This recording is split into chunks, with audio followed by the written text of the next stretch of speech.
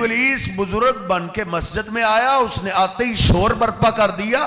اس نے کہا تم یہ کیا کر رہے ہو؟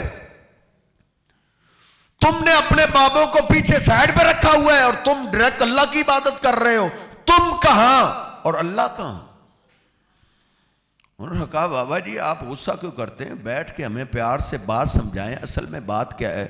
انہوں نے اس ابلیس نے جو بوڑھا بن کے آیا تھا، خیر خواہ بن کے آیا تھا، سب سے خطرناک دشمن وہ ہوتا ہے جو دوستی کے پردے میں چھپا ہوا ہو. اس نے کہا حقیقت یہ ہے کہ ادھر تو بڑے سردار کو ملنا ہو تو اس کے ملازم سے پی اے سے ٹائم لینا پڑتا، ڈائریکٹ تم مجھ سے نہیں مل سکتے، وہ تو بادشاہوں کا بادشاہ ہے، اس تک تم ڈائریکٹ کیسے پہنچ سکتے ہو؟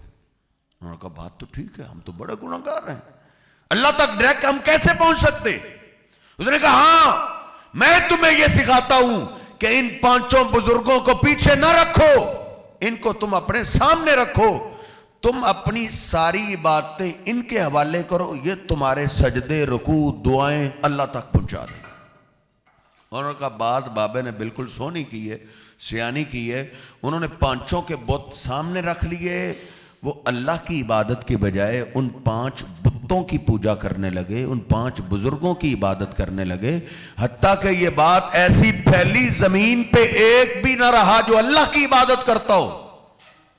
جب یہ صورتحال ہو جائے حضرت جی 2 کام ہوتے ہیں، یا نبی آتا ہے یا قیامت آتی.